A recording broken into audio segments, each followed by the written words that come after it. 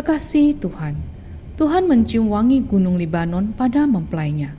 Libanon disebut sebagai salju putih oleh Nabi Yeremia.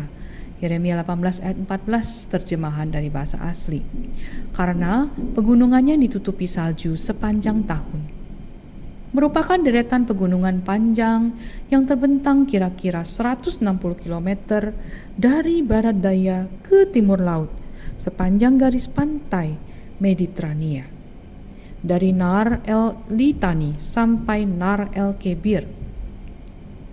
Sebagai kampung halaman orang Fonisian selama ribuan tahun, Libanon merupakan bagian dari peradaban besar. Nama, keadaan geografis, dan penduduknya tercatat di dalam Perjanjian Lama dan Perjanjian Baru, menitik beratkan karakter tanah ini sebagai yang penting di hadapan Allah.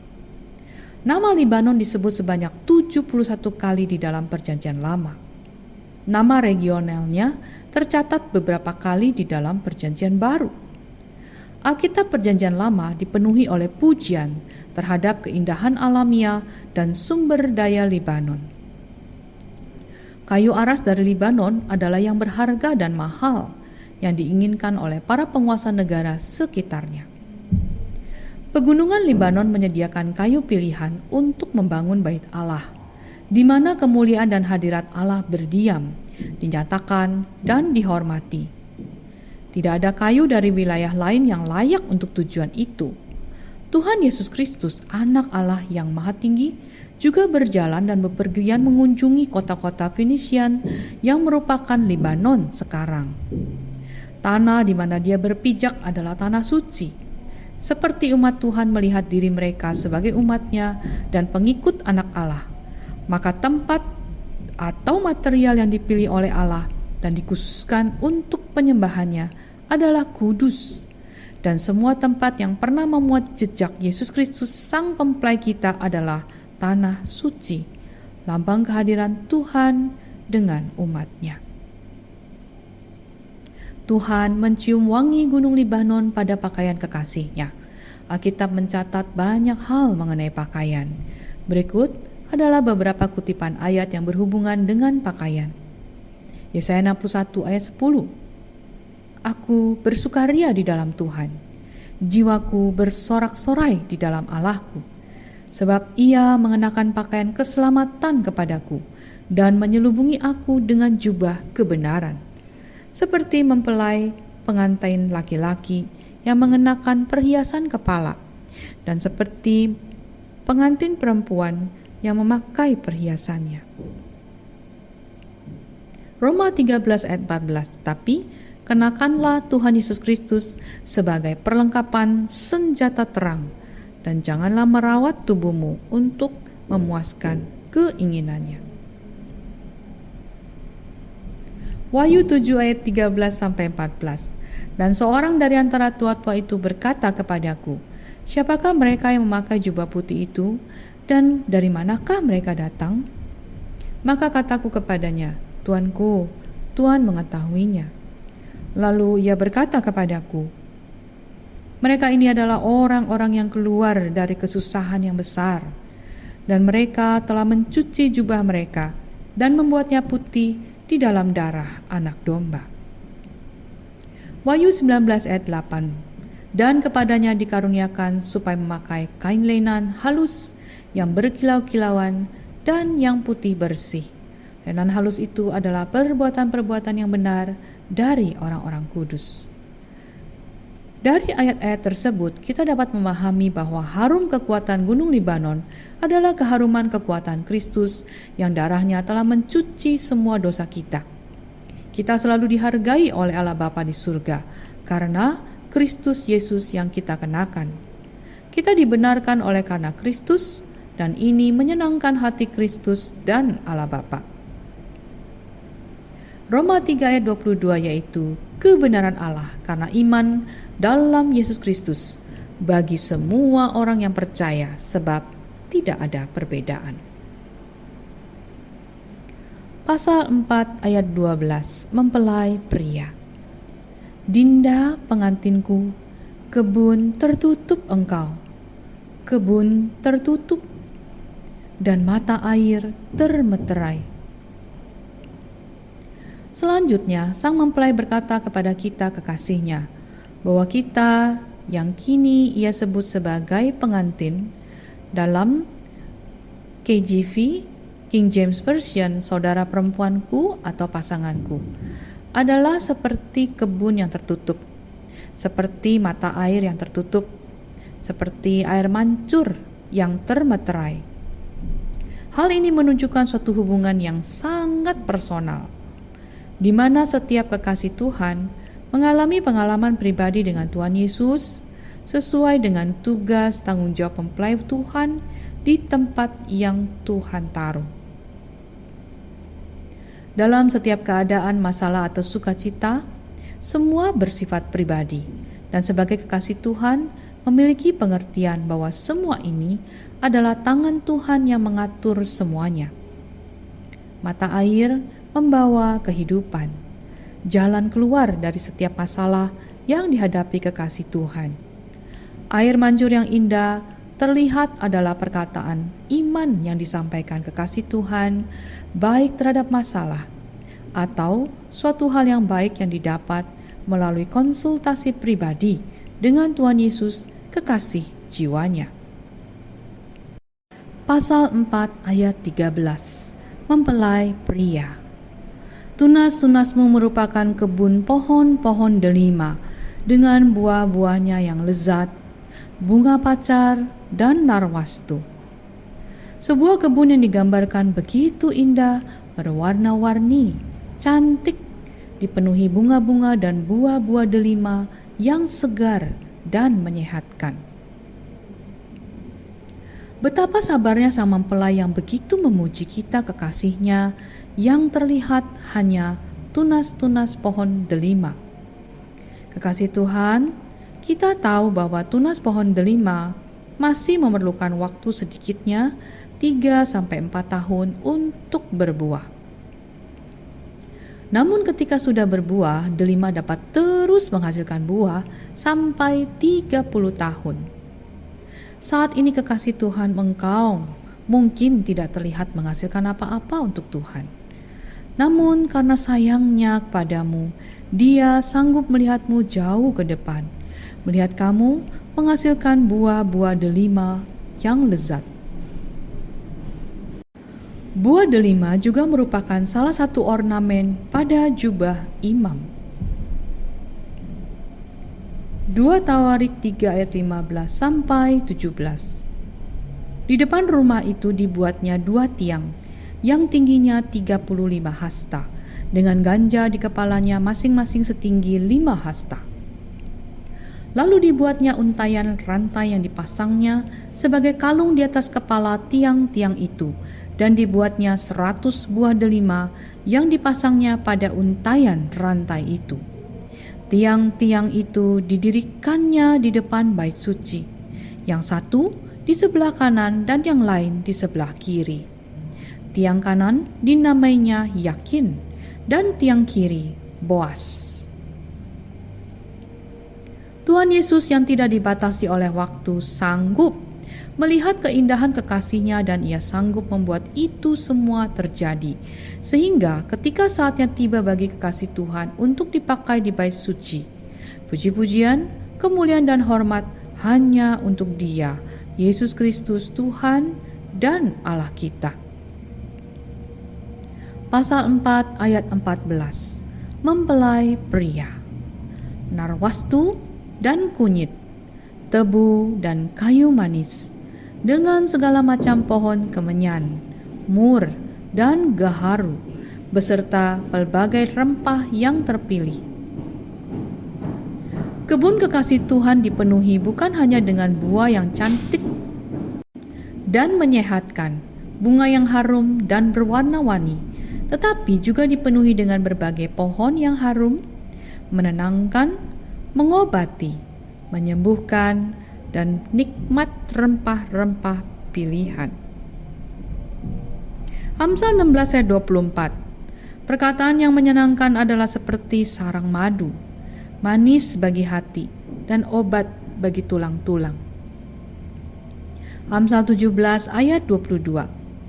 Hati yang gembira adalah obat yang manjur, tetapi semangat yang patah mengeringkan tulang. Yeskil 47 ayat 12. Pada kedua tepi sungai itu tumbuh bermacam-macam pohon buah-buahan yang daunnya tidak layu dan buahnya tidak habis-habis. Tiap bulan ada lagi buahnya yang baru. Sebab pohon-pohon itu mendapat air dari tempat kudus itu. Buahnya menjadi makanan dan daunnya menjadi obat. Wahyu 22 ayat 2. Di tengah-tengah jalan kota itu, yaitu di seberang menyeberang sungai itu, ada pohon-pohon kehidupan yang berbuah 12 kali, tiap-tiap bulan sekali, dan daun pohon-pohon itu dipakai untuk menyembuhkan bangsa-bangsa. Kekasih Tuhan, ketika kita dipenuhi dengan kasih Kristus, maka perkataan kita seperti obat yang dapat menyembuhkan tulang-tulang, menyembuhkan bagi diri kita dan orang di sekitar kita, membuat hati menjadi gembira karena ada harapan di dalam salib Tuhan Yesus. Kekasih Tuhan, pernahkah kamu berpikir mengapa di Yerusalem baru ada pohon-pohon yang daunnya dipakai untuk menyembuhkan bangsa-bangsa? Bukankah di Yerusalem baru tidak ada lagi air mata, sakit penyakit? Kekasih Tuhan, ketika kita dipenuhi dengan kasih Tuhan dan Roh Kudus bekerja di dalam kita, maka kitalah yang dipakai, yang dapat pergi ke Yerusalem baru untuk mengambil daun pohon-pohon yang sanggup menyembuhkan bangsa-bangsa. Semua orang, entah dengan latar belakang, DNA, penyakit, keturunan apapun. Kebun yang indah dan ajaib ini ada di dalam diri kita, kekasih Tuhan. Inilah yang Tuhan lihat dalam diri kita, kekasih-Nya. Pasal 4 ayat 15. Mempelai pria. Oh, mata air di kebun, sumber air hidup yang mengalir dari gunung Libanon. Semua pohon-pohon bunga-bunga yang ada di kebun dapat tumbuh subur karena air. Mata air di kebun, sumber air hidup yang mengalir dari gunung Libanon, adalah mata air firman Tuhan yang mengalir dari kekuatan kasih salib Tuhan Yesus yang perkasa bagaikan gunung Libanon. Tuhan Yesus berkata kepada perempuan dari Samaria, Yohanes 4 ayat 14, "Tetapi barang siapa minum air yang akan kuberikan kepadanya, ia tidak akan haus untuk selama-lamanya.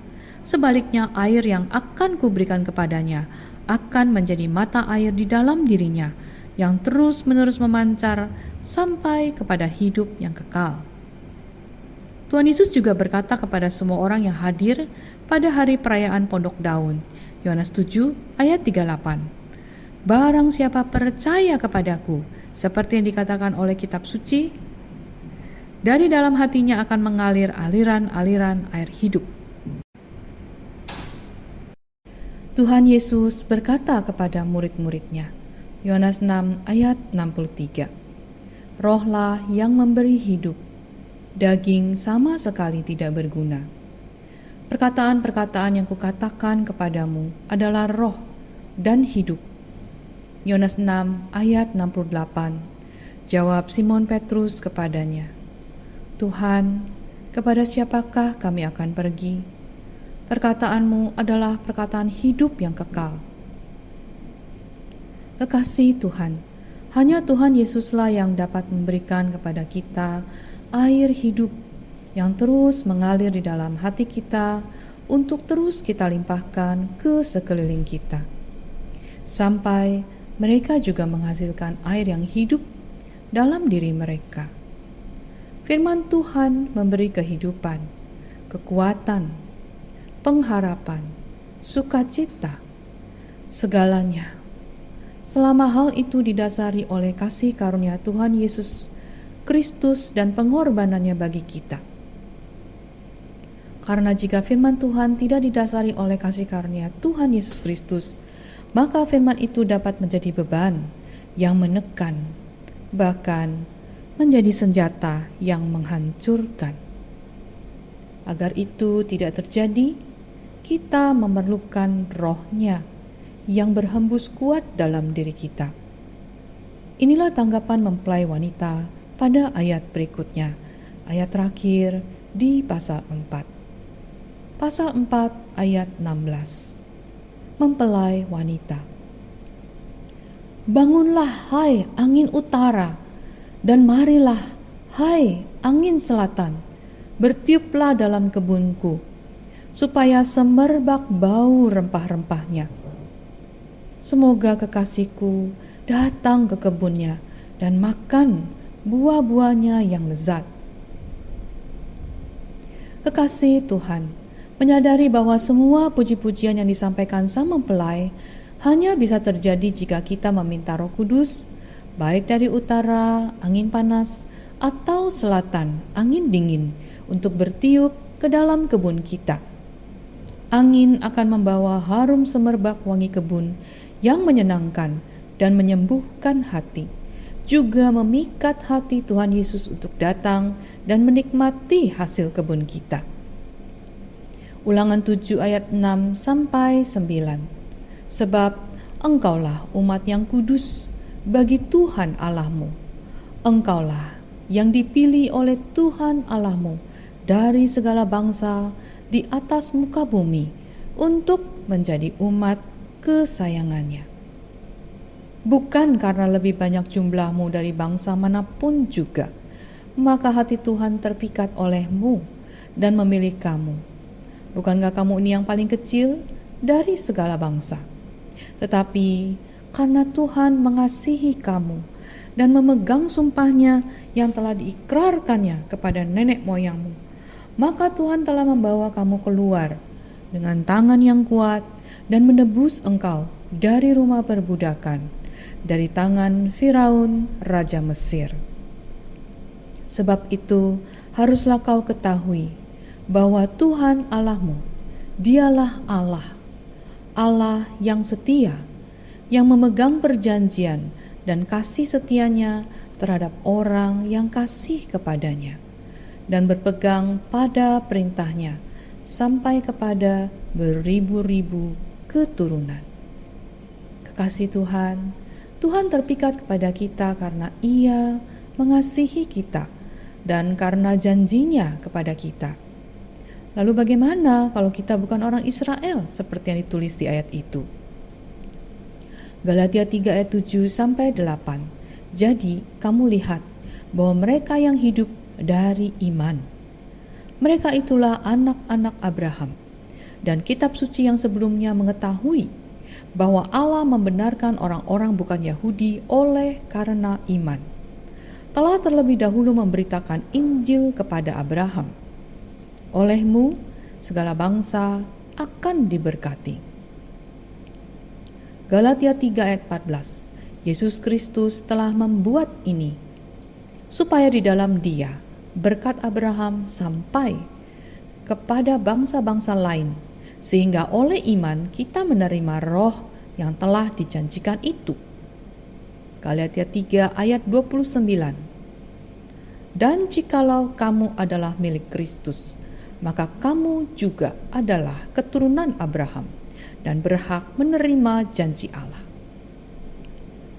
Kekasih Tuhan, siapapun yang percaya kepada Yesus Kristus sebagai Tuhan dan Juru Selamat adalah milik Kristus dan adalah penerima janji Allah, orang-orang yang memikat hati Tuhan.